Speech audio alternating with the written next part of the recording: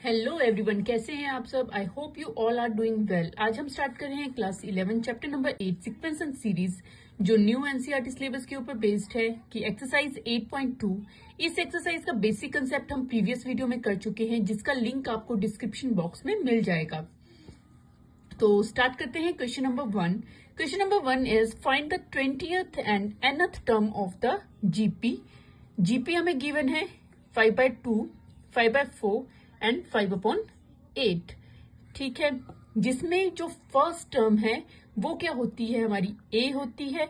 और हमें पता है कि nth टर्म हम कैसे फाइंड आउट करते हैं, क्या फॉर्मूला होता है, A N equals to A R N -1, जो हमने बेसिक कंसेप्ट में किया है।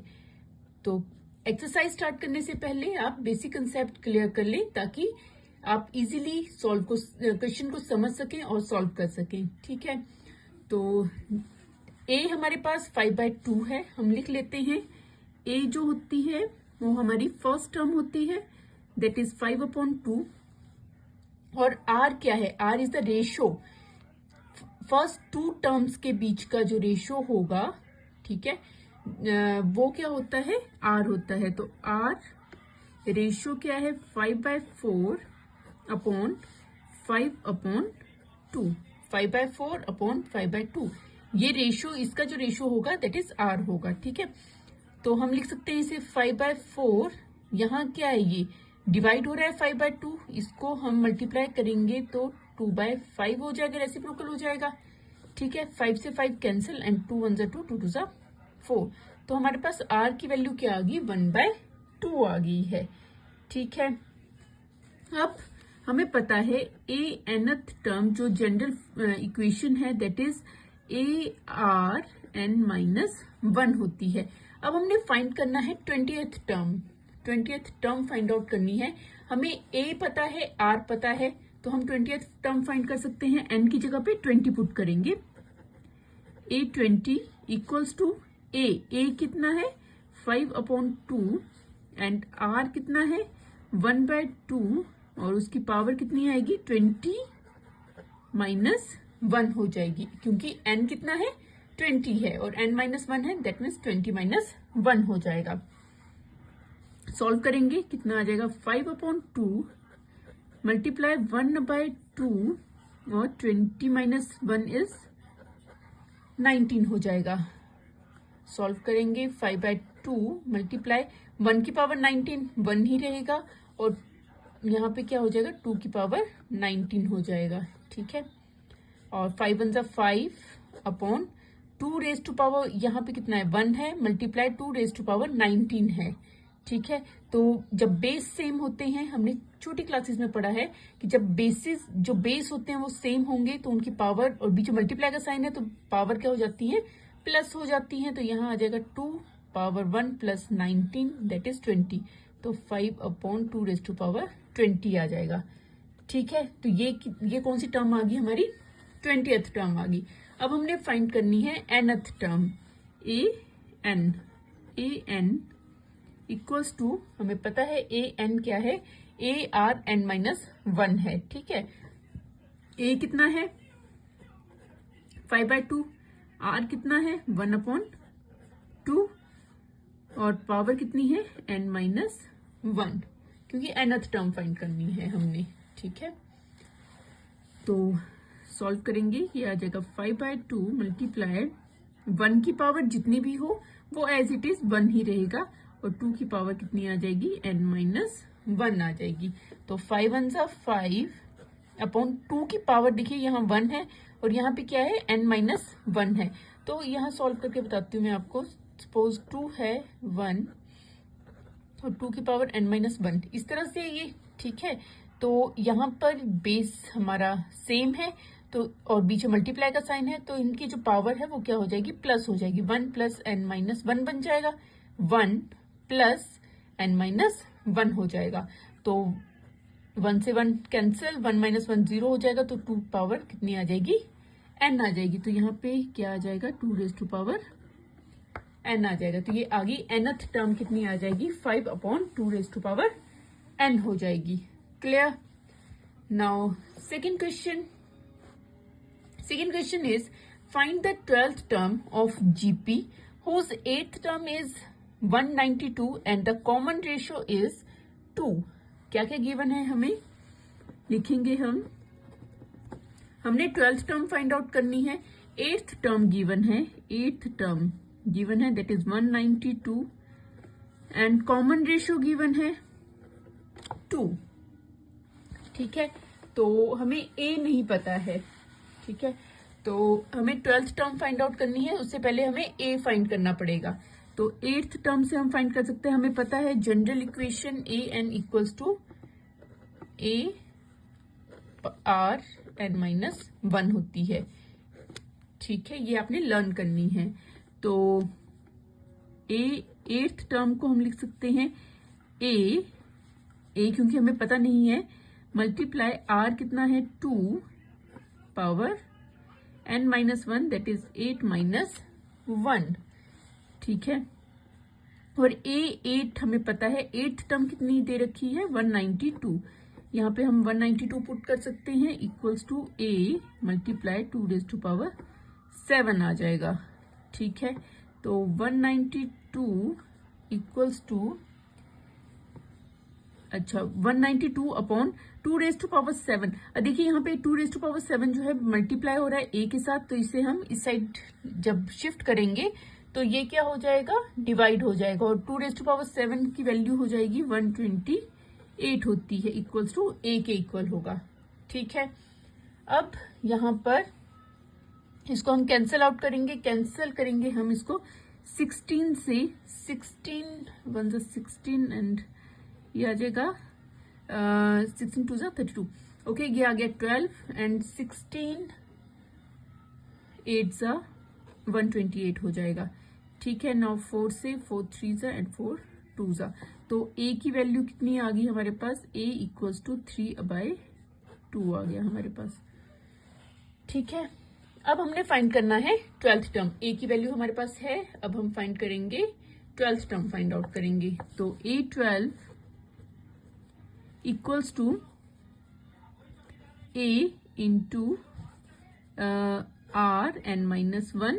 ए की वैल्यू कितनी है 3/2 multiply by R is 2 and यहाँ आ जाएगा 12 minus 1.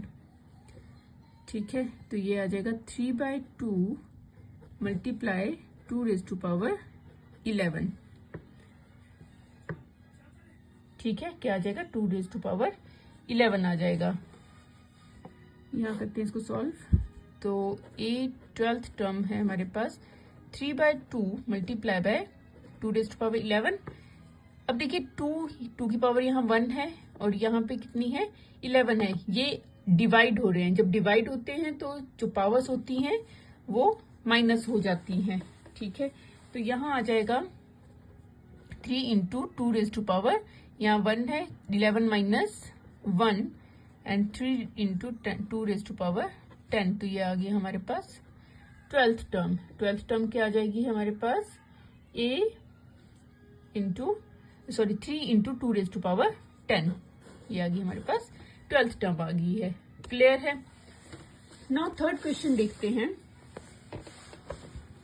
Third question is the 5th, 8th and 11th term of GP are P, Q and S respectively. Show that Q square equals to PS. ठीक है, देखिए क्या है क्वेश्चन इज 5th टर्म की value क्या है P है, 8th term जो है वो Q है एंड 11th टर्म की वैल्यू जो है वो S है. तो हमें शो करना है Q square equals to PS के इक्वल है. Q स्क्वायर किसके इक्वल है, PS के इक्वल है. सबसे पहले हम लिख लेते हैं 5th टर्म है A5 जो है वो P के इक्वल है.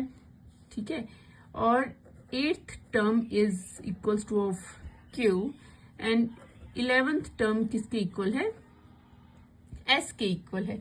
हमें पता है nth टर्म जो होती है वो किसके इक्वल होती है, जनरल फॉर्मूला जो है वो है ये है A n equals to AR n minus 1 होता है. ठीक है, तो A5 को हम लिख सकते हैं AR n minus 1 that is 5 minus 1.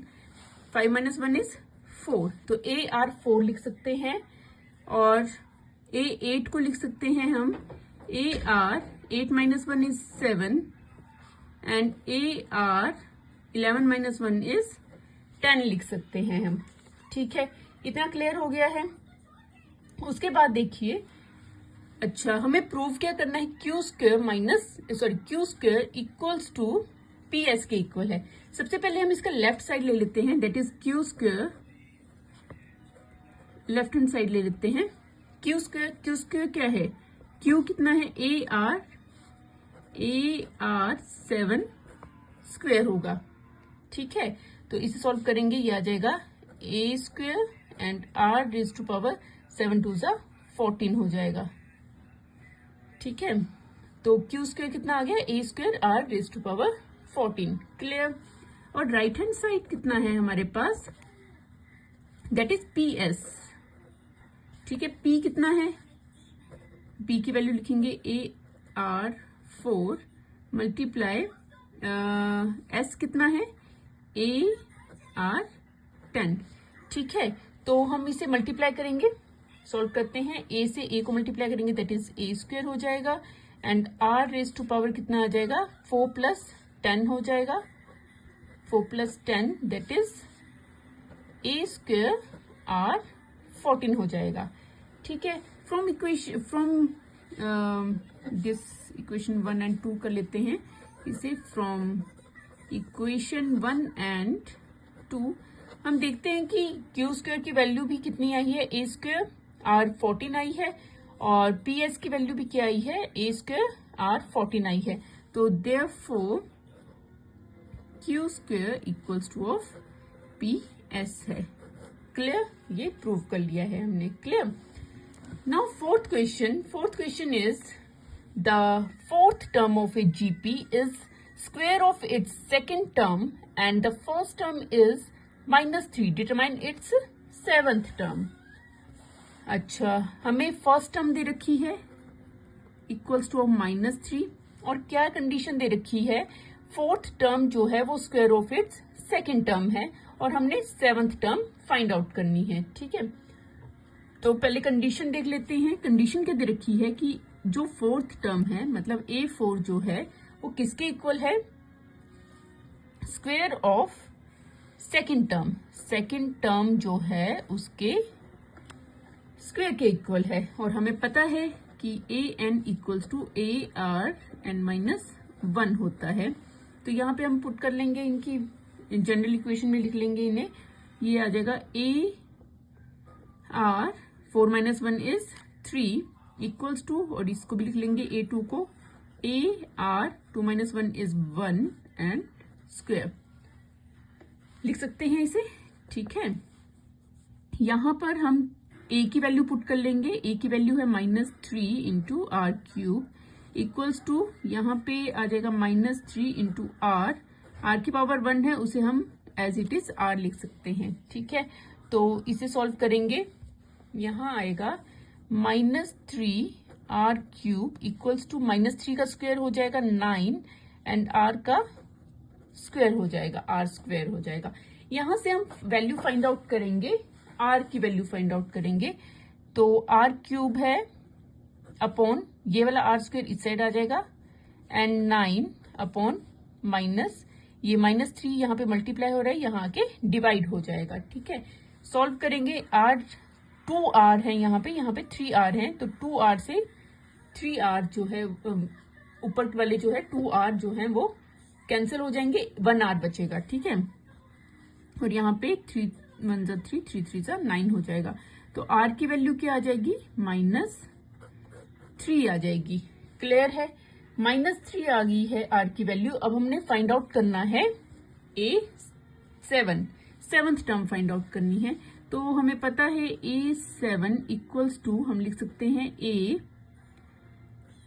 AR 7 - 1, जहां पर r की वैल्यू a की वैल्यू कितनी है, -3 है, और r की वैल्यू भी कितनी है, -3 है। तो 7 - 1 इज 6। ठीक है, यहां सॉल्व करते हैं इसको।